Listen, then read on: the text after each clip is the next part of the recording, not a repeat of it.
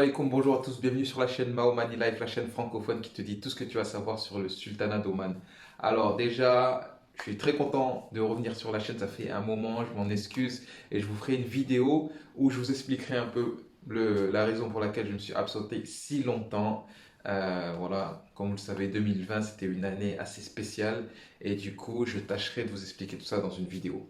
Mais aujourd'hui, je reviens avec une nouvelle vidéo, un nouveau format, un style d'interview. C'est une chose que vous m'avez beaucoup demandé. Avoir des retours d'expérience, des témoignages de personnes qui habitent à Oman. Du coup, aujourd'hui, on a Khaled, un Français expatrié à Oman depuis 3 ans maintenant. Il travaille dans le secteur hôtelier. Il va nous raconter un peu son histoire, la façon dont il s'est expatrié dans plusieurs pays. Vous verrez, c'est assez dingue. En tout cas, j'espère que cette vidéo vous inspirera pour toutes les personnes qui souhaitent s'expatrier. Vous verrez, son histoire, elle est incroyable et on se retrouve juste après la vidéo. Let's go! Salam alaikum, Khaled. Alaikum salam, Comment ça Irfan. va aujourd'hui? Ça va, merci, et toi? En cette période de Covid-19, vous allez bientôt réouvrir là, je crois, non? Ouais, on va bientôt réouvrir là, Vous êtes en c'est préparation? prévu. Ouais, voilà, exactement. Ben merci de nous recevoir dans ton lieu de travail. Je vois qu'on se refuse rien, petit bureau sympa. Bah, on est dans un hôtel 5 étoiles, hein, donc même les bureaux, même dans les conditions dans lesquelles on Vous travaille, mettez les moyens, quoi. Vous mettez les moyens. exactement, voilà, Bon exactement. ben ok, ben si aujourd'hui je suis venu t'interviewer, c'est pour que tu partages avec nous ton expérience d'expatrié en général et plus particulièrement ton expérience d'expatrié à Oman, à Mascate. Alors Khaled, est-ce que tu peux te présenter en quelques minutes ton âge, ton job, ton parcours scolaire, qu'est-ce qui t'a amené à l'expatriation? Vite fait, une petite présentation comme ça.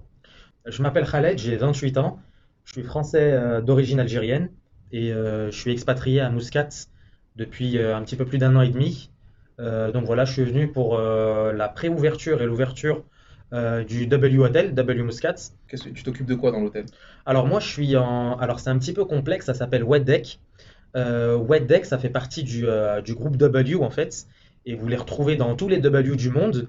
Et donc c'est toute la partie opération outdoor, donc tout ce qui se trouve en extérieur, donc la piscine, les festivals, la partie opération tous les jours, donc les clients qui viennent sur la piscine, etc. Donc Restauration voilà, aussi un c'est peu? et restauration, restaurant, bar, chicha, événements, la journée, le soir, le matin. Donc voilà, Planning donc c'est chargé alors. vraiment planning chargé toute la semaine, tous les jours, de 7 heures du matin jusqu'à 2 heures du matin. On a un premium Meduse Lounge.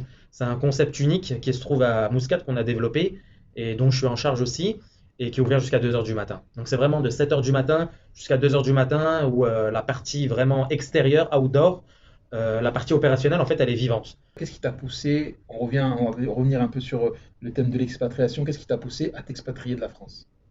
Alors ce qui m'a poussé à partir de la France, en fait j'avais Et à juste quel âge, besoin de... excuse-moi, et à quel âge tu t'es expatrié parce que c'est J'avais intéressant. 19 ans. Bah en fait pourquoi j'ai voulu m'expatrier parce que j'avais vraiment envie de voir quelque chose de différent. Je voulais sortir de ma zone de confort et je voulais vraiment voir un petit peu ce qui se passe dans le reste du monde en fait. En fait ce qui m'a donné la force de partir en fait c'était mon côté arrogant. Donc en fait j'avais l'impression que j'étais Superman, j'avais l'impression que je pouvais tout faire, etc. Mhm. Et en général quand on est jeune on prend pas forcément conscience des risques qu'on prend. Aujourd'hui il y a des risques que je prendrais pas à 19 ans. Il y a des risques que j'ai pris et qui m'ont aidé à me développer. Et en fait, c'est ce côté-là en fait qui m'a poussé en fait à partir du jour au lendemain, à changer de vie, à partir à l'autre bout du monde, etc. Et je vais rebondir sur cette partie-là, parce que je voudrais que tu expliques aux gens qui nous regardent le premier pays que tu as choisi pour t'expatrier. Alors le premier pays, alors quand j'ai été diplômé en France, j'ai décidé de partir à Pékin. J'ai décidé de partir en Chine, à Ok. Pékin, au BIT. BIT, c'est la plus grande université de Pékin. Et j'ai voulu partir en fait parce que je voulais ajouter une valeur en fait à ma personne et à mon CV. Donc je voulais apprendre le chinois. Je voulais apprendre le chinois Ah, et parce je que voulais. tu savais pas, tu connaissais pas le chinois. Non, je connaissais pas du tout le chinois, je connaissais pas la culture, je connaissais pas le pays, je connaissais encore moins la ville, je connaissais vraiment rien du tout. J'aurais pu partir en Angleterre ou aux États-Unis ou au Canada, mais pour moi, même si je trouve que c'est des super expériences et des super pays, pour moi, je trouve que c'est quelque chose de vraiment commun. Donc, c'est Ok. vraiment des choses qu'on retrouve régulièrement. Et moi, la Chine, un CV ou des personnes qui sont parties étudier en Chine, qui sont parties travailler en Chine, qui sont parties se développer en Chine, etc. Je pense que c'est vraiment quelque chose c'est quelque chose de vraiment spécifique et Je voulais vraiment avoir ce côté spécifique sur mon CV, sur ma personne, sur le côté humain aussi. Mhm. Je voulais vraiment me développer et vraiment tomber sur quelque chose d'extraordinaire. Et voilà. Pour le moment, j'aimerais savoir comment tu t'es préparé pour ce départ. En termes financiers, administratifs, tout ce qui est paperasse, tout ça, et surtout le budget. Au niveau budget, comment tu t'es préparé pour partir en Chine? Alors comment je me suis préparé, c'est assez marrant parce que en fait ça s'est fait vraiment très simplement. J'ai tapé sur Google la plus grande université de Pékin. Et en fait je suis tombé sur le BIT. Ok. Je suis tombé sur ce Du campus-là, coup, sur tu t'es cette dit, université-là. c'est cette université qu'il Exactement. faut. Moi je voulais vraiment le meilleur. Je voulais Ok. vraiment le best, etc. Donc en fait je me suis juste inscrit en ligne et en fait je parlais pas anglais, je parlais pas chinois. Ah Et ouais. donc en fait quand je me suis inscrit, on m'a demandé mon niveau en anglais, mon niveau en chinois, etc. Et j'ai marqué qu'en fait je parlais correctement le chinois et que je parlais correctement l'anglais. Alors qu'en fait je le parlais pas du tout. Et en faisant les inscriptions, etc., mon dossier il a été validé. Ah Mon ouais. dossier il a été validé et au bout de 2-3 mois, Mhm. je reçois tous les dossiers à la maison par courrier Mhm. et je reçois une lettre qui m'invite à préparer mon visa d'étudiant Pour la Chine. pour mon année universitaire à Pékin. Ok. Et c'est de là où en fait j'ai été accepté au BIT. Mais du coup, ça te faisait pas peur d'arriver dans le pays, t'allais marquer sur ton CV que tu étais fluent en chinois et en anglais, et arriver, et t'avais pas cette pression en toi en te disant je vais arriver là-bas, je vais avoir l'air d'un clown, je sais pas. Donc en fait, enfin, j'étais plus ou moins Mais t'en as pas obligé. passé les examens en ligne? Bah, je les ai passés les examens en ligne, mais bon, enfin voilà quoi, j'étais avec des personnes qui me soutenaient, qui m'aidaient. Ah, ok. J'ai dit que je parlais anglais alors que je le parlais pas. Je disais que je parlais chinois, je le parlais pas non plus. Donc voilà, en fait, ça a été une grande escroquerie entre guillemets. Mais elle a marché, Ouais, au elle a final. marché, hein. Elle a Je marché. l'ai. Elle a marché. Du coup, au niveau financier, comment tu t'es. Parce que je me rends bien compte que la plus grande université de Pékin ne doit pas être gratuite. Non, non, non, il fallait payer. Fallait payer. Et vu que moi, en fait, j'étais pas. En fait, si tu veux, comme j'ai fait ça un petit peu rapidement, Mhm. je me suis pas renseigné sur le fait que, en fait, j'aurais pu avoir des aides Ah, ok. de ma commune, j'aurais pu avoir des aides de l'État, j'aurais pu avoir beaucoup plus d'aides. Mais en fait, comme ça s'est fait rapidement et que, comme, voilà, Tu t'es à débrouillé tout 19 seul, ans, quoi. voilà, à 19 ans, voilà, on a un peu la tête en l'air, on cherche pas à savoir si on peut avoir des aides, etc. Et moi, comme ça s'est fait vraiment sur un coup de tête, ça s'est fait comme ça. Voilà, j'ai pas vraiment cherché à savoir. J'avais une voiture et j'avais un petit peu d'argent en banque. Donc j'ai vendu ma voiture et j'ai retiré mon argent que j'avais en banque. J'avais environ 6 000 euros, 6 500 euros environ. J'ai tout retiré en liquide et donc voilà. Partir à l'aventure. Voilà, mon budget pour un an c'était 6 000, 6 500 euros. Et voilà, en sachant qu'il fallait payer l'université, il fallait payer le logement, il fallait payer mes dépenses journalières, Mhm. la Je vois. nourriture, etc., etc. Du coup, Voilà, tout était l'entertainment. budgétisé en fait. Plus ou moins. Donc sur le logement et sur l'université, ouais. Ensuite, avec ce qui me restait, c'était vraiment du tac au tac. Donc Ouais, il fallait se débrouiller sur place. ouais, voilà, si j'allais faire du shopping, voilà, il fallait que je fasse attention le mois d'après, etc. Ouais. Du coup, ça t'a donné une spécificité par rapport à toutes les personnes qui sont sur le marché en fait. Sur le marché hôtelier, tu parles chinois. Du coup, après un an, tu parles à peu près chinois. Ouais, Ton anglais s'améliore. beaucoup C'est plus, ouais. beaucoup plus amélioré. Anglais professionnel, Et etc. du coup, Français. tu postules. Tu me dis que tu m'as dit que tu t'avais postulé, mais sans grande conviction en fait. Tu avais postulé à En plein de fait, petits sites. je savais pas grosso modo ce que je voulais faire par la suite, si je voulais rentrer en France, si je voulais continuer un petit peu, etc. Et en fait, j'ai voulu continuer en fait dans l'aventure. Et en fait, l'idée c'était de rester en Chine. Ok. C'était de rester en Chine encore une année ou 2 années de plus, etc. Et à ce moment-là, en fait, quand je suis diplômé au BIT, je me fais débaucher par le groupe Jumeirah. Qui se trouve là Euh, pour les auditeurs. le groupe Jumeirah qui se trouve à Dubaï, c'est une chaîne de palaces qui appartient au roi de Dubaï, en fait, Ouais. de l'émir de Dubaï.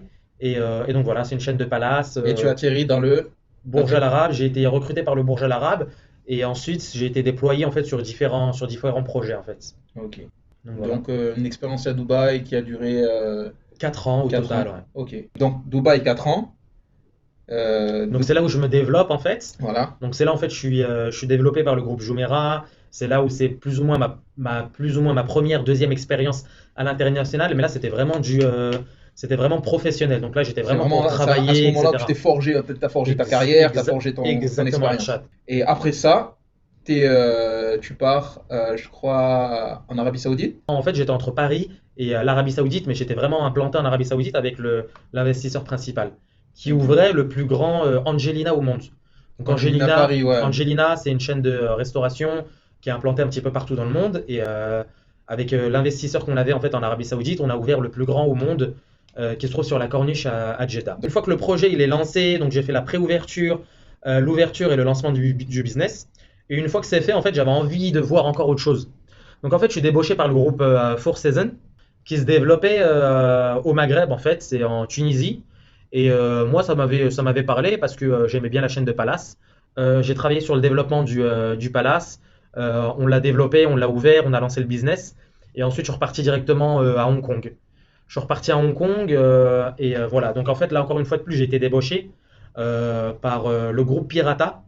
Le groupe Pirata, c'est une chaîne de restaurants atypiques qui se trouve à Hong Kong et en fait qui ouvre que des restaurants hors normes. Le même principe, j'arrive, on développe un business, on développe un concept, on le met en place, on le développe, on ouvre et Et on voilà. jump sur un autre projet. Exactement. En fait, une fois que le truc il est fait, Projet en une fois que le business il est fait, il est développé, il est lancé, etc.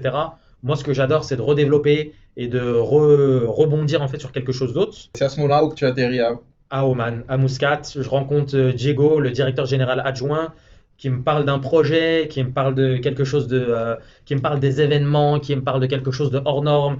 Ça correspondait vraiment en fait à mon parcours en fait. Je prends un billet d'avion, j'arrive directement à Muscat. Là, on développe le côté restauration, quel concept de restaurant, les événements, les pool parties, le recrutement.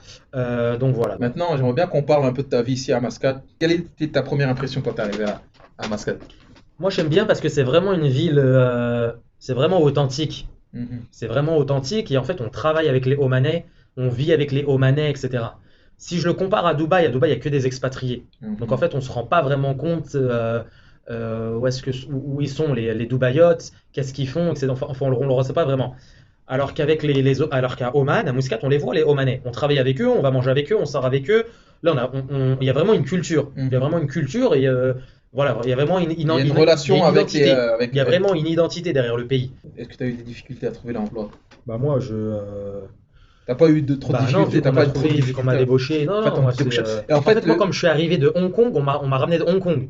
Donc moi, j'ai pas postulé ou je suis pas venu directement sur place, etc. Moi, on m'a contacté directement sur LinkedIn et je suis venu directement Mais en fait, je pense que le fait que tu aies plusieurs déjà expériences à l'étranger dans des grands groupes avec des projets atypiques comme tu le dis, ben, ça te fait sortir du lot. Exactement. Et je pense que c'est vraiment le point principal qu'il faut se concentrer quand quelqu'un veut venir. Tu m'arrêtes hein, si j'ai tort. Non, non. Quelqu'un qui veut venir travailler dans le golf, faut qu'il apporte sa plus-value en fait. Faut qu'il ait une plus-value en fait. C'est exactement ça. En fait, les gens, ils postulent du monde entier. Et en fait, dans les Émirats, il y a plus de 200 nationalités. Il y a plus de 200 nationalités. Quand ils investissent sur une personne, donc quand ils payent le visa, l'hébergement, les avantages, etc., Ouais, faut que ce faut soit vraiment, justifier. faut le justifier, il faut que ce soit vraiment une personne qui ajoute sa plus-value. Donc, il faut soit un chef étoilier qui arrive du Japon, que ce soit un mec qui travaille dans les ascenseurs à Paris, que ce soit un mec qui fasse des sushis en Corée du Nord, que ce soit en Corée du Sud, que ce soit Corée un du Nord. Péruvien, on a un chef péruvien qui fait des gazpachos, qui fait des soupes, on l'a embauché parce qu'il savait faire, il avait cette expérience, il avait ce savoir-faire du Pérou. Enfin voilà, on va pas embaucher des gens du jour au lendemain comme ça parce que voilà, les gens ils postulent. On recrute vraiment des personnes qui ont un savoir-faire, qui sont diplômées, qui vont vraiment rajouter une plus-value. Et Donc ça, voilà. c'est dans tout le golf, ça. Ça c'est dans tous les pays, ça c'est dans tous les pays du Golfe exactement. Dans tous les pays du Enfin, golf. voilà.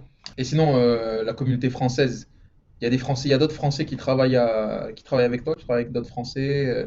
Alors, il y a le directeur général, Gérald Chevasson, qui Ok. est le directeur général du W, qui est de- français. Ok. Il y a le chef exécutif, Alain. Il y a aussi moi. Et voilà. Vous êtes trois Voilà, Français. c'est ça, on est trois Français là. Ok. Le rallye de 19 ans, qu'est-ce que tu aimerais lui dire s'il était là avec toi? Qu'est-ce que tu aimerais lui dire qu'il aurait besoin d'entendre avant de se lancer? Les langues à l'école, Mhm. les langues à l'école. Ouais, suis Donc les l'anglais, cours, suis les cours. l'espagnol, machin, apprendre des langues en plus. Sois plus attentif en cours. Exactement. Non, mais vraiment se donner à fond parce qu'en fait, on peut être un bon élève et recevoir ce qu'on nous donne en fait. Mhm. Donc avoir les cours d'anglais basiques et se contenter du basique. Mais regarder des films en anglais, partir à Londres de temps en temps pour des week-ends, voilà, vraiment pousser les langues, parce qu'en fait c'est vraiment ce qui va te permettre c'est vrai, ça va vraiment être le déclencheur. Les langues, c'est voilà. Là je parlerai couramment espagnol, j'aurais pu partir au Mexique, j'aurais pu partir, enfin voilà, je parlerai portugais, je serais parti au Brésil, je parlerai japonais, je serais parti au Japon. Donc en fait je pense que le début, la barrière, c'est vraiment les langues. Non, mais je pense aussi que c'est la première chose à vraiment travailler avant de s'expatrier, c'est les langues. Et Ouais, surtout ouais, c'est les l'anglais. langues, Parce qu'il y a des exactement. gens qui veulent s'expatrier mais qui parlent pas l'anglais. Ouais, l'anglais, honnêtement, l'anglais, c'est vraiment la base. C'est la base. C'est vraiment la base, la base. L'anglais, pour partir à l'international, n'importe où, c'est vraiment la base. Si tu devais donner un mot qui résumerait ton expatriation. Un mot, juste un mot, je te donne pas le choix, juste un mot. Originalité. Bien, Originalité, voilà. c'est bon, Originalité. originalité. Voilà. C'est vrai que c'est pas commun. Est-ce que tu visites un peu, est-ce que tu as visité un peu Oman? Est-ce que tu as pu aller dans des. Est-ce que tu as pu voir Oman vraiment où vraiment c'est le taf, c'est le taf, c'est le taf? Non, après, c'est vrai qu'on travaille beaucoup, vu que c'est une ouverture. Donc les ouvertures, c'est vrai que c'est pas évident. Il faut être là régulièrement. Il faut vraiment être derrière tout ce qui se passe, etc. Donc c'est vrai qu'au niveau travail, je travaille beaucoup, énormément. Après, je suis pas vraiment poussé sur découvrir Muscat ou quoi, mais j'ai fait les wadis, je bouge, etc. Après, voilà, ça reste vraiment j'essaye de vraiment avoir une zone de confort, c'est-à-dire jet ski, salle de sport, restaurant, Pas trop partir à plage, l'aventure, quoi. piscine, etc., hôtel, détente, voilà, exactement. Une Ouais. vie à la Dubaïote, quoi. Voilà, une vie à la Dubaï. Ta prochaine expatriation, tu penses que c'est pour quand et c'est où? Alors, ma prochaine expatriation, honnêtement, je sais pas encore. Après, Dubaï, vu que c'est à côté, et vu que ça reste dans mon programme, etc. Après, je peux très bien partir aux États-Unis, comme je peux très bien partir au Mexique, au Brésil, Mais pas en France. en Il n'y a Angleterre. pas de retour. En France, honnêtement, non, je pense pas. Ouais. En Europe, non. Honnêtement, je pense pas en Europe, non. Donc c'est vraiment la dernière des solutions. Non, parce que je pense qu'il faut que je continue sur ma lancée et sur l'originalité de mon parcours. Mhm. Et je pense rentrer en France, ce serait jouer la carte du confort, mais c'est pas ce que moi je recherche. Moi, je recherche vraiment quelque chose, vraiment des projets. Moi, je cherche vraiment des projets. C'est-à-dire démarrer un projet, construire Ah, quelque ok. chose, développer quelque chose, lancer quelque chose.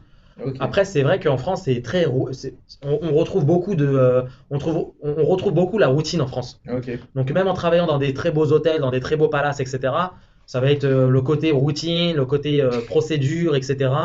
Et ce que moi je déteste en fait. Et qu'est-ce que ça t'a apporté de. Qu'est-ce que tu penses que ça t'a apporté de plus, ce truc de s'expatrier, d'aller voir ailleurs, par rapport à En si t'étais resté fait, en France? Parce que moi, je sais que quand je rentre en France, je vois la mentalité des gens. Les gens, ils sont bornés. Ils voient pas très loin. Moi, je peux te dire que moi, quand le fait de m'être expatrié, ça m'a ouvert mon champ de vision. Ok, je peux faire ça, je peux faire ça, je peux me lancer là, je peux me lancer là. J'ai l'impression qu'en France, les gens, ils n'ont pas de motivation. Ils sont pas motivés. Je sais pas si t'as la même impression que non, moi. c'est sûr qu'en fait en s'expatriant et en bougeant beaucoup, etc. Il y a plein d'idées. Exactement. En fait, c'est que en fait on voit les choses beaucoup plus grand. Et en fait, on se met moins de barrières en fait. En fait, en bougeant de pays en pays, on apprend un nouveau mode de vie, on rencontre beaucoup plus de personnes qui ont une vision différente. Et en fait, c'est comme ça en fait qu'on s'ouvre en fait l'esprit. En fait, il y a que Il du, y a du, enfin, il y a beaucoup de il y a positifs beaucoup à de positifs. s'expatrier. Il y a du négatif comme il y a du positif, mais moi je parlerai pas de côté négatif. Je parlerai vraiment du côté où voilà, où on en apprend. On Ok. apprend. Super, super Voilà, un interview, côté vraiment super. apprentissage et voilà. En tout cas, super interview. Moi, j'ai kiffé parler avec toi. Est-ce que tu as un dernier conseil pour, par exemple, une personne qui voudrait s'expatrier? Un conseil que tu lui donnerais maintenant? Un conseil de Khalid, l'expatrié qui est parti de rien et que maintenant, machallah. Bah en fait, on se rend pas compte, mais avec un passeport français, avec des diplômes français, même sans diplôme français, mais avec des formations françaises et avec l'anglais, en fait, on est mis sur un piédestal à l'international.